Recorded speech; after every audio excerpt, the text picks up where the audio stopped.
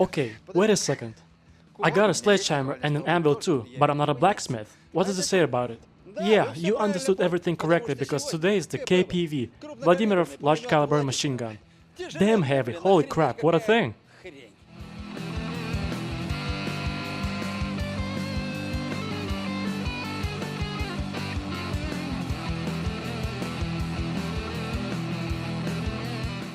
By the way, during the last evacuation from Afghanistan, the Americans who landed at Kabul airport, they were guarding it, they were without heavy weapons, and they bartered from the local police, the Afghan police, a ZPU, a KPVT mounted on a pickup truck. They also took it with them. And you know what they traded it for? For chewing tobacco. That's crazy. Today we're going to dig into the BRDM and this rock here. One thing 14.5 from a KPVT definitely won't pierce is 150mm of M45 steel. Today I have these cartridges for the Vladimirov Large Caliber machine gun. Look, with the red rim and the tip on the side, these are armor-piercing incendiary.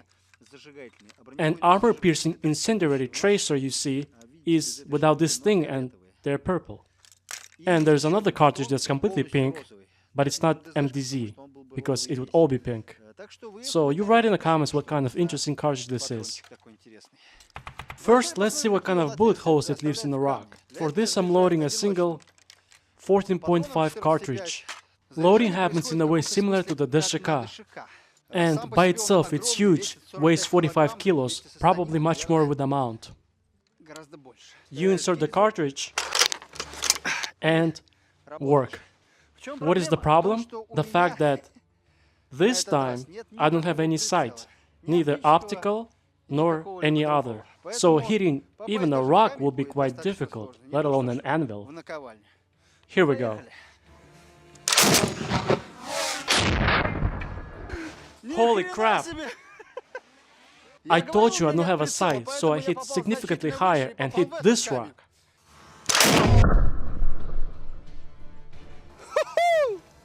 One more time.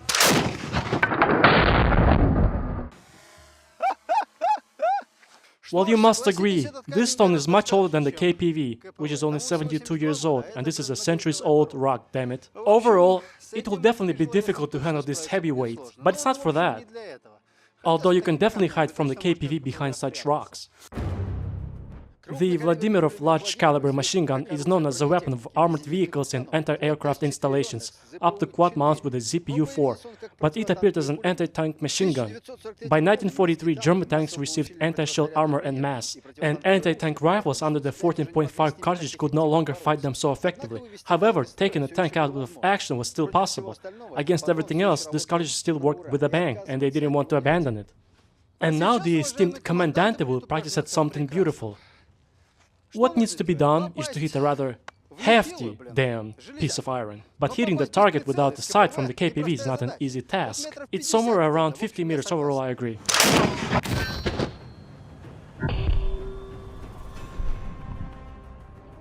Porous like Whisper chocolate. Remember there was such a thing? As if it just chipped off like that. It's very beautiful. Look, the bullet in general has fused, literally melted into the metal. The first hit was impressive, but you must agree, 150mm of 45L steel of this anvil, in general, should not give a damn about 14.5. Although, even if you manage to go around modern tanks from the back, so to speak, and shoot with the KPV, 14.5 may well pose a threat. By the way, 14.5 is so powerful that you don't need to make adjustments for the wind, because it flies almost 8 kilometers. Now this is a machine gun. Look how huge its receiver is, and what a huge spring. It's practically like a car spring. And you know why this is necessary? Because the muzzle energy of the KPV is 31,000 joules. That's twice more than the DSHK. The DSHK has 18,000. The KPV has a quick detachable barrel and a heat shield, but despite this, it can easily withstand 120 rounds even without changing the barrel. The trigger here somehow resembles the AGS trigger. As you can see, it's not original, generally from AliExpress, like this mount. First we do it like that. The trigger mechanism goes back and we do the same thing again and nothing fucking happens. One, and once more. Now we got it. The gun is loaded, and I hope it fires.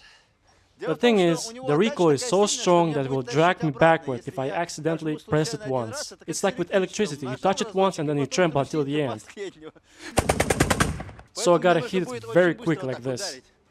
You know what I mean?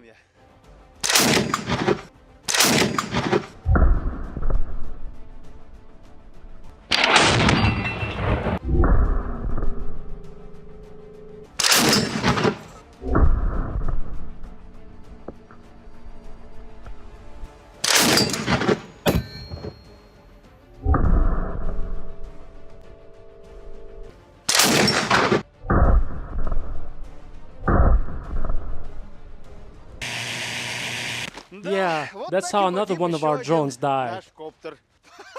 Oh my god, this is a new drone, yeah. Its head was simply blown off.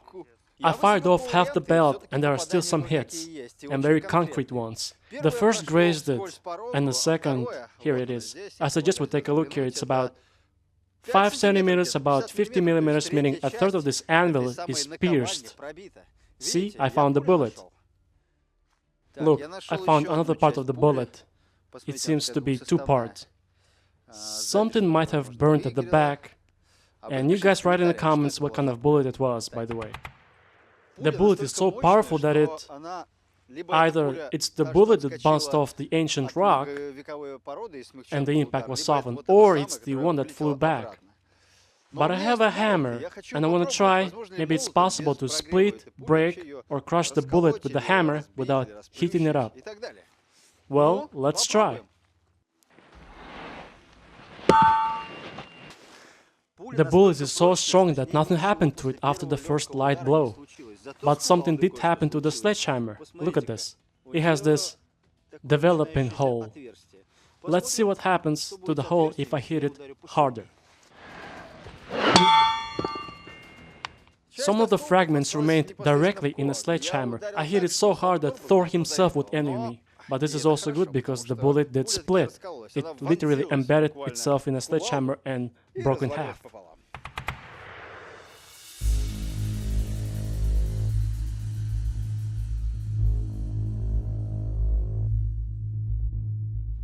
The KPVT, and this is still the KPVT, will be firing today, and we'll try to break the sledgehammer, and we'll try to nail the sledgehammer to the anvil.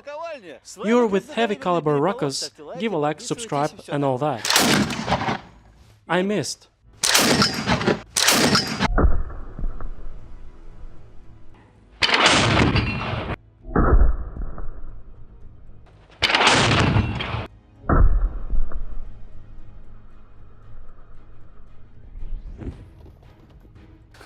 The sledgehammer flew off.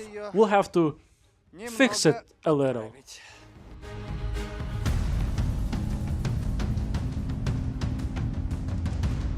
This machine, man, honestly, it's breathtaking because it's so powerful. Such a hail of fragments flying in the opposite direction, just insane. I'm aiming higher. I almost hit, look, the lower part, which means I definitely hit the anvil. Very good hits. Part of the bullet stayed here, part inside. Or is this another bullet? But it's beautiful, look. Overall, there's still a chance to break open this sledgehammer.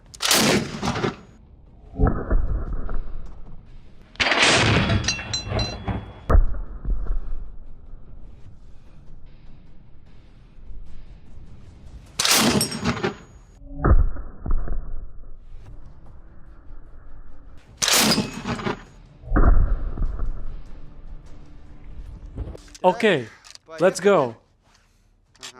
Actually, we're not going anywhere, it seems. Still gotta do it like this.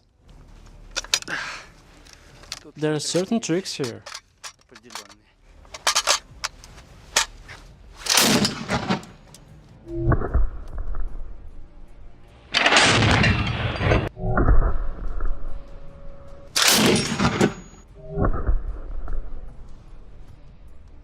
Look, after firing, the casing is slightly crushed and goes inside. But if the cartridge turns out to be notched, then it's generally a bad idea to play around with it. But it needs to be knocked out somehow. You see, it doesn't go inside because it's full, dense. To do this, we do it like this, and only then it flies down. There's a special hole at the bottom where the casings fly out, but as you can see, some cartridges as well. I don't like double feeding at all. I sometimes listen to your advice and I replace the vegetable oil with machine oil. Well, it seems like we'll have to lubricate the cartridges one by one, as in 1943.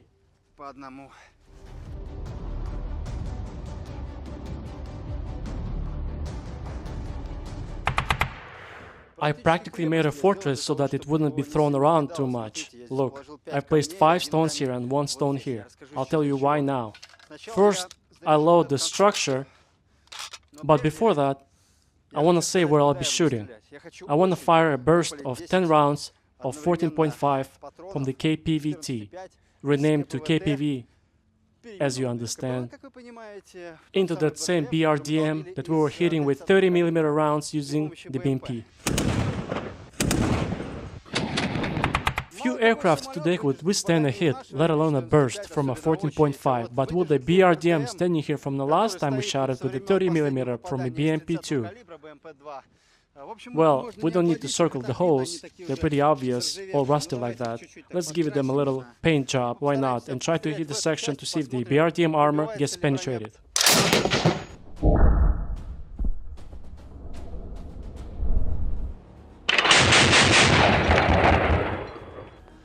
You won't believe it, it immediately jerks upward.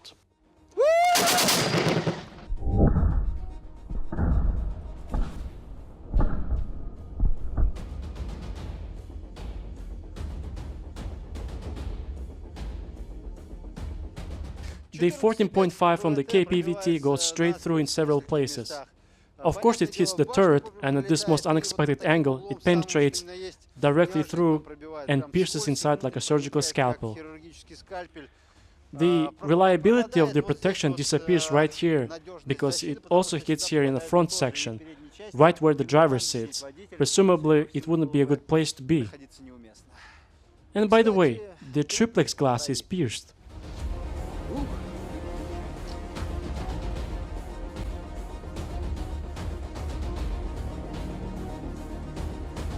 I've always wondered how reliably protected infantry are when they're behind the BRDM or a BMP or some other vehicle where infantry or special forces are hiding. And yes, you can hide behind a BRDM from a 14.5 if you are behind it, for example, because no new holes are found here. All these huge holes you see are 30mm. The 2A42 cannon did its job. The Vladimirov Large Caliber machine gun is currently the largest caliber mass-produced machine gun manufactured since the Soviet era. And it penetrates BRDMs, aircraft, and even some tanks. Although it's an old-timer, already 72 years old, soon to be 73, it's still in service with many armies and is given hell in all modern conflicts. This is heavy caliber ruckus with you. Don't touch that dial. It's going to get interesting, I guarantee you.